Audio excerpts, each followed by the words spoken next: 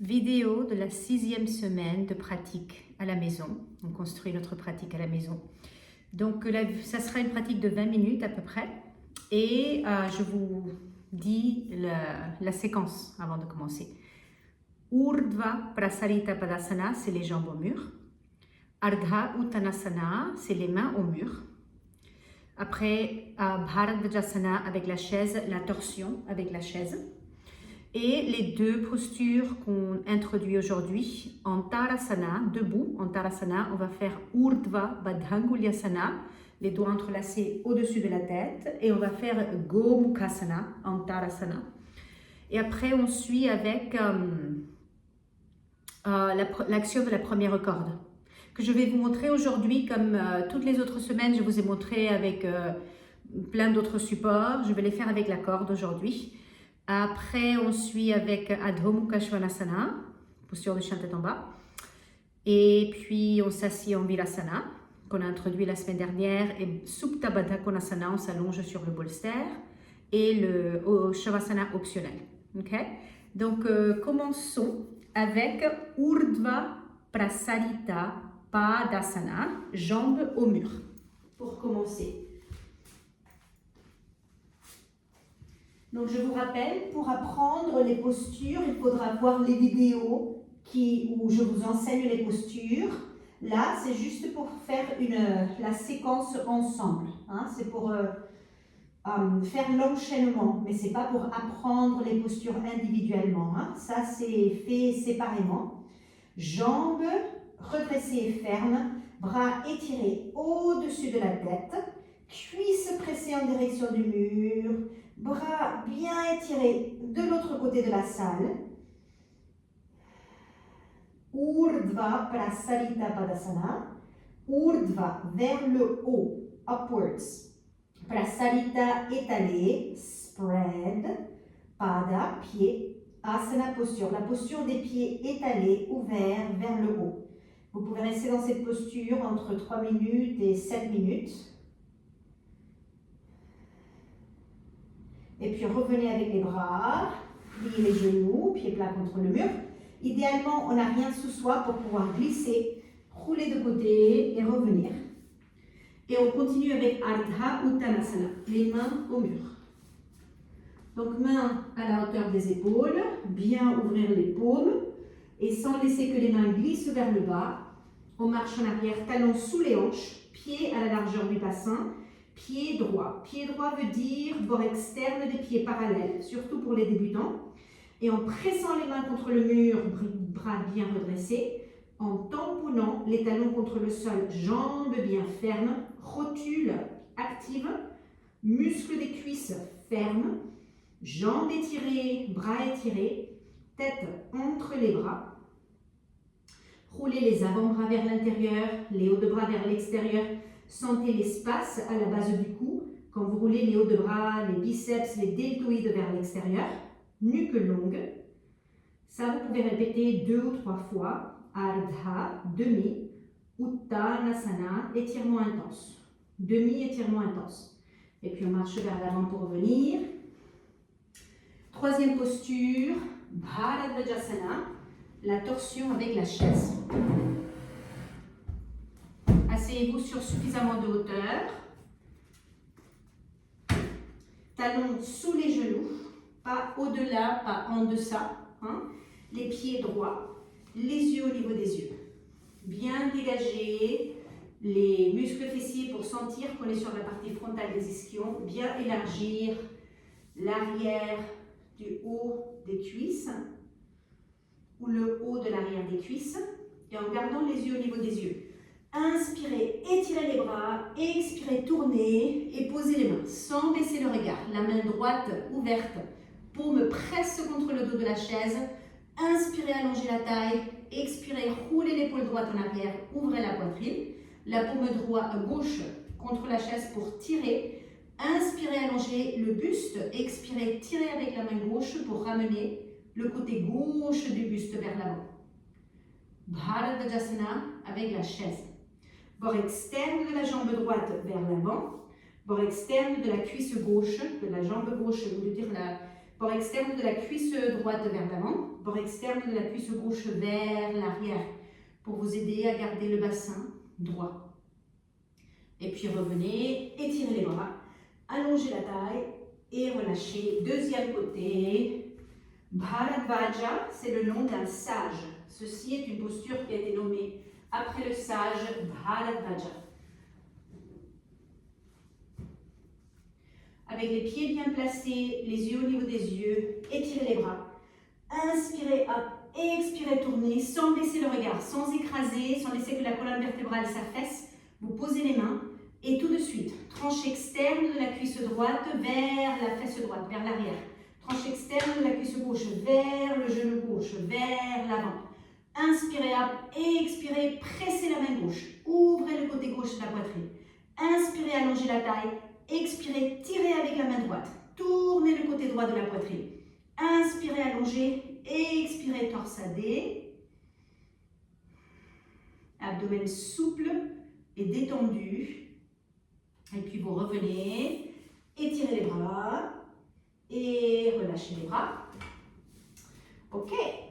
Chaise de côté. On a fini avec la chaise. Et on va faire les deux postures qu'on a introduites aujourd'hui. Urdhva Baddha pour commencer. Donc vous allez vous placer dans un Tadasana avec les pieds à la largeur du bassin, bord externe des pieds parallèles et les deux pieds sur le même plan. Bien ouvrir la peau des plantes des pieds, presser les talons, jambes fermes, les rotules actives, les cuisses fermes et poser le regard au niveau des yeux.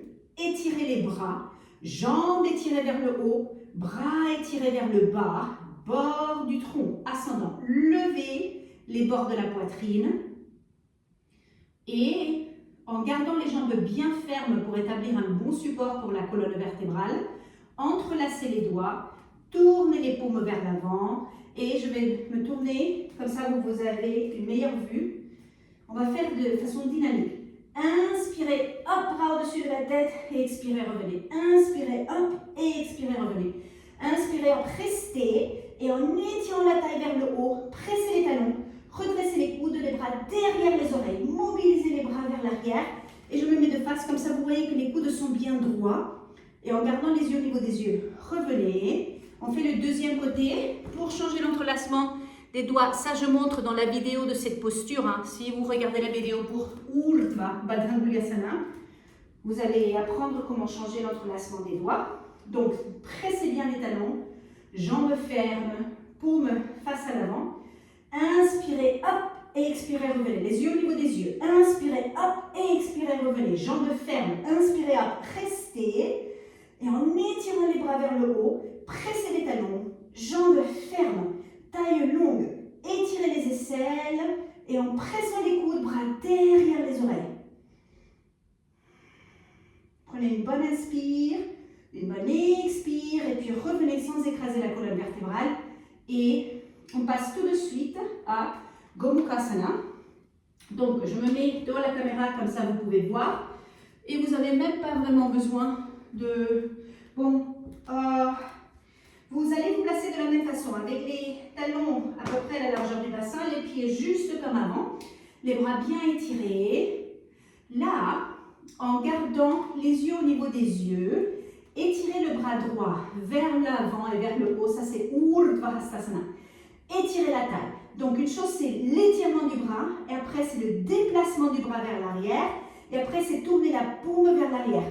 Pour tourner le biceps, le deltoïde vers l'extérieur, le haut de bras tourne vers l'extérieur, paume vers l'arrière. Inspirez, étirez le bras, expirez, déplacez le bras vers l'arrière et tournez le haut de bras vers l'extérieur et sans laisser que le bras glisse vers l'avant.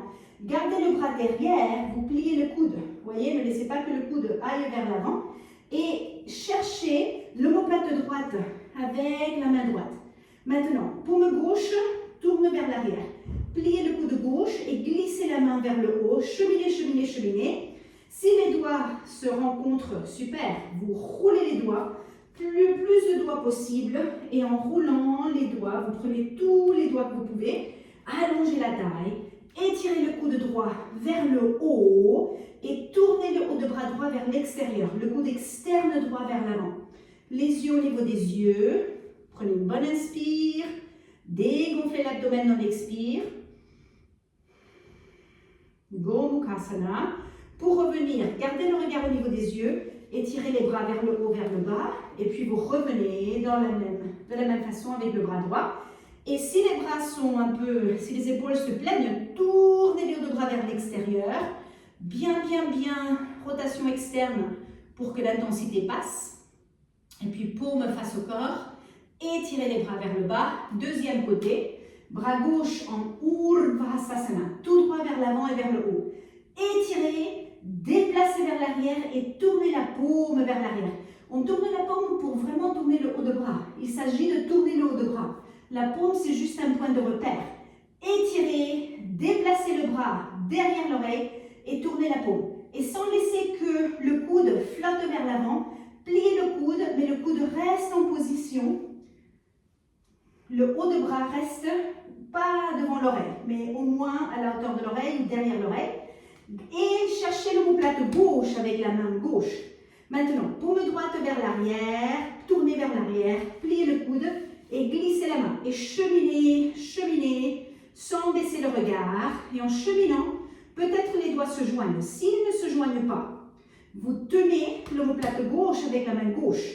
Assurez-vous que la main gauche ne va pas vers la droite et que la main droite ne va pas vers la gauche.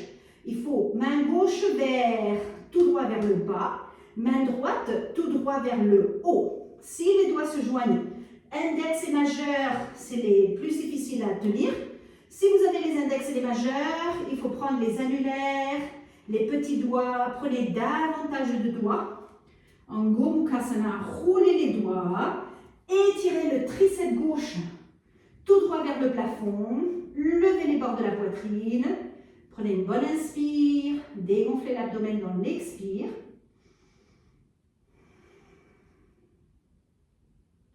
Et puis, sans écraser la colonne vertébrale, étirez le bras gauche vers le haut, le bras droit vers le bas, baissez le bras gauche vers l'avant, vers le bas, tournez les hauts de bras vers l'extérieur, bien tournez, ouvrez la poitrine, et puis paume face au corps, bras étirés tout droit vers le bas, et puis sans vous écraser, sans vous écrouler, relâchez. Ok, donc on continue avec l'action de la première corde. Dans le passé, j'ai fait avec les mains sur une chaise, les mains sur un rebord, les mains sur l'anneau. Aujourd'hui, je vais faire avec la corde. Donc vous faites avec ce que vous avez, la hauteur correcte pour vous. J'espère que, voilà, c'est une posture qu'on fait depuis le tout début, en fait, quasi. Donc, c'est une posture que vous devriez, à la 6e semaine, déjà savoir comment vous y prendre. S'il y a des questions, quoi que ce soit, envoyez-moi un message et je peux adresser cela. Donc, en gardant les yeux au niveau des yeux, allez-y, entrelacez vos doigts derrière vous. Moi, je marche vers l'avant. Et en entrelaçant les doigts derrière vous, étirez les bras et posez les mains sur le support. Moi, j'étire mes bras, j'étire mes jambes. Vous aussi, étirez vos bras, étirez vos jambes. Et en gardant les yeux au niveau des yeux, levez les bords de la poitrine. Jambes étirées, bras étirés. Sentez la séparation entre les hauts de bras et la poitrine. Levez les bords de la poitrine. Et puis, doucement revenez. Changez l'entrelacement. Moi, je ne change pas l'entrelacement, mais je refais une deuxième fois. Quand vous êtes prêts, allez-y. Bras bien étirés. Jambes fermes. Assurez-vous que les talons pour vous sont sous vos hanches. Pour moi, c'est différent parce que je vais prendre les cordes. Et avec les talons sous les hanches, jambes fermes. Bras redressés, biceps longs. Épaules en direction des mains. Épaules en direction des mains. Bord de la poitrine levée. Et puis doucement, vous revenez. Et en relâchant l'entrelacement des doigts, étirez les bras tout droit vers le bas. Sentez la circulation au niveau du haut de la poitrine. Clavicule large, abdomen détendu dans l'expire. Voilà. Et puis relâchez sans vous effondrer. Et on passe à Dvamukha Svanasana. Donc, on va commencer en Chaturangasana. Chaturangasana, c'est la posture à 4 pattes. Et de Chaturangasana, avec les petits doigts au bord du tapis, ouvrez bien les paumes. Les pieds à la largeur du tapis, les bras fermes et longs. Roulez les avant-bras vers l'intérieur, les hauts de bras vers l'extérieur. Inspirez pour vous préparer. En expirant, levez les deux genoux en même temps et vous vous déplacez en arrière. Pressez les mains pour étirer les bras, étirez les aisselles et levez le bassin. Jambes fermes, rotule active, pressez les cuisses en arrière. Et en levant le bassin, baissez les talons en direction du sol, mais levez le bassin encore plus. Et en levant le bassin, allongez la taille en direction du bassin. Cuisses bien pressées en arrière, tête relâchée. Et là, vous pouvez répéter 2 ou 3 fois. Idéalement, on construit au fur et à mesure que passent les mois, jusqu'à 2 minutes dans la posture. Et puis doucement revenez, posez vos genoux. Et puis on va s'asseoir en Vilasana. Les deux postures qu'on a introduites la semaine dernière, Vilasana et Supta Baddha Konasana. Donc, asseyez-vous sur ce dont vous avez besoin. Moi, je vais utiliser un bolster comme je fais d'habitude. Ça peut être plus ou moins pour vous. Assurez-vous que le support est seulement entre les chevilles. Allongez les tibias. Dégagez les mollets. Et en vous asseyant, assurez-vous que vous êtes bien installé, que les genoux ne se plaignent pas, que les chevilles sont centrées. Et puis, écartez les orteils. En écartant les orteils, on veut presser côté boule du petit orteil vers le sol pour absorber les chevilles externes. Allongez la taille, gardez ces actions des pieds en posant les mains. Élargissez les clavicules, roulez les hauts de bras vers l'extérieur. Les yeux au niveau des yeux, détendez la langue. Et là, vous pouvez rester jusqu'à 5 minutes. Mais ça prend du temps pour construire ça.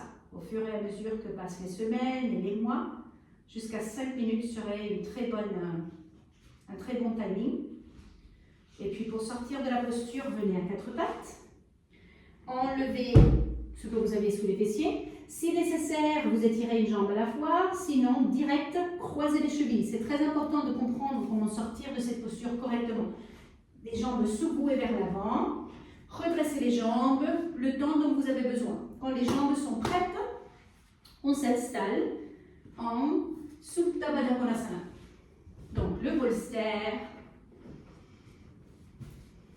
Oui, de ce côté-là.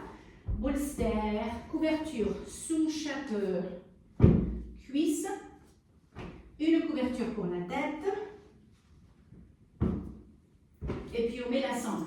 Donc vous avez la vidéo de Supta Baddha Konasana. Donc prenez le temps pour apprendre comment mettre la sangle, comment vous installer. Là simplement on l'a fait. Donc quand on pratique, il y a plusieurs phases. Une phase c'est apprendre la posture.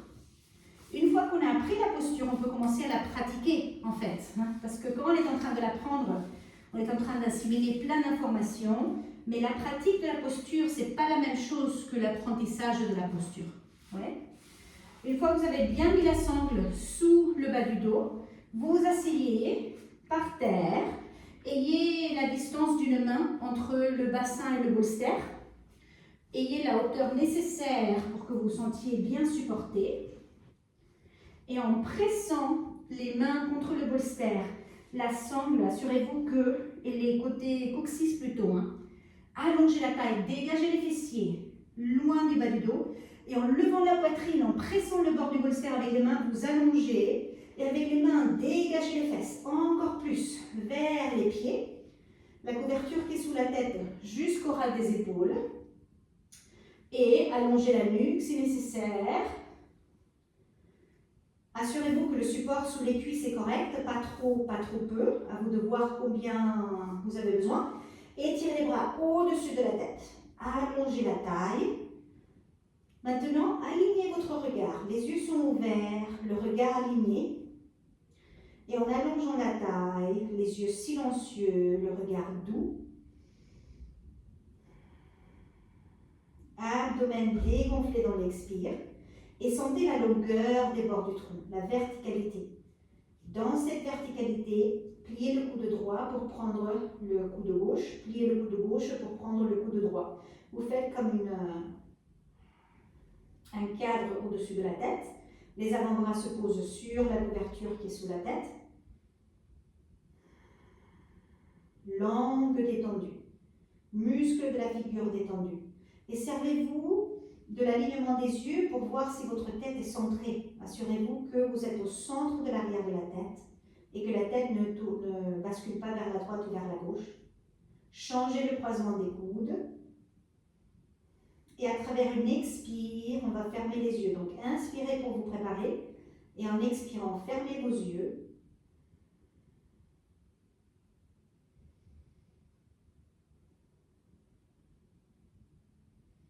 Et en observant la longueur des bords du tronc, du bassin jusqu'au coude, maintenant, on va entrelacer les doigts et poser les mains sur le nombril.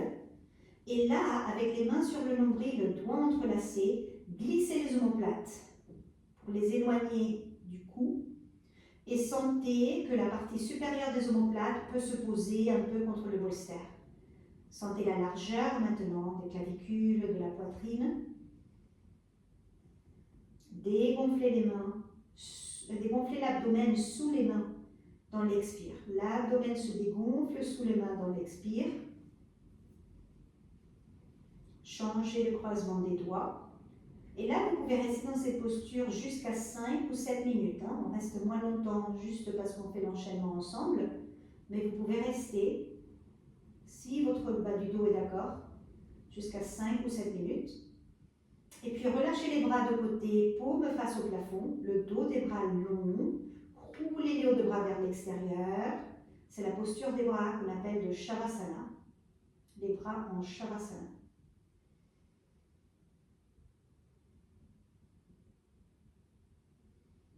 Donc on va revenir de Supta Baddha Konasana. Dans une inspire naturelle, vous allez ouvrir les yeux. Vous restez plus longtemps si vous voulez, mais ça c'est juste pour faire la séquence ensemble. Servez-vous des mains près de la taille. Pressez les mains, les omoplates et les côtes postérieures vous aident, les bras vous aident pour revenir. Poitrine conduit, la tête suit. Et puis, enlevez la sangle et étirez les jambes vers l'avant. Redressez les genoux, recentralisez toute la musculature des jambes. Et on va s'allonger à plat pendant juste quelques moments en Shavasana. Comme j'ai expliqué la semaine dernière, quand on a introduit cette posture, c'est très agréable pour le dos de finir à plat quand on s'est allongé sur un bolster. Donc, observez que vous allongez centré, dégagez les fessiers et avec le bolster sous les cuisses, allongez-vous tout droit en arrière, couverture sous la tête, jamais sous les épaules, seulement sous la tête et le cou, jusqu'au ras des épaules. Les omoplates glissent loin du cou, allongez le dos des bras, roulez les hauts de bras vers l'extérieur. Les yeux sont ouverts au début pour aligner le regard, adoucir le regard avec les yeux ouverts.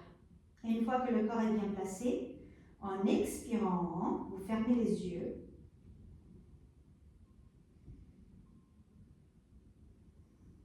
Et observez le corps se détendre. L'abdomen se dégonfler, se relâcher. Tous les muscles se reposer. Tout en restant alerte et présent, présente.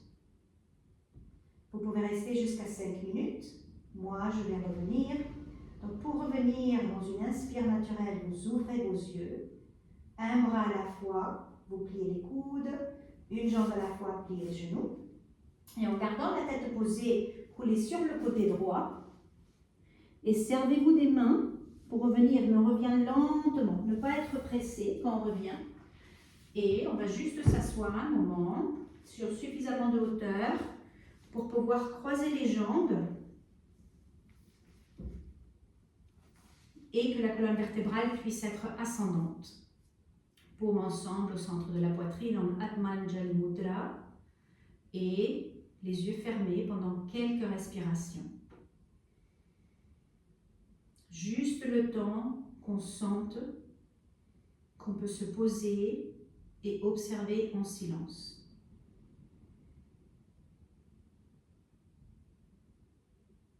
Restez le temps que vous voulez, le temps que le corps et le mental vous permettent de vous installer silencieusement. Quand vous êtes prêt pour revenir, relâchez les mains, posez les mains sur les cuisses et doucement ouvrir les yeux. Voilà pour la 6e semaine de pratique. Et ça peut être plus de 20 minutes de pratique, ça dépend combien de répétitions vous faites des postures. Pour Urdhva Padangusthasana, vous pouvez répéter 3 fois de suite. Ça fait 3 fois à chaque entrelacement, ça fait 6 fois en total.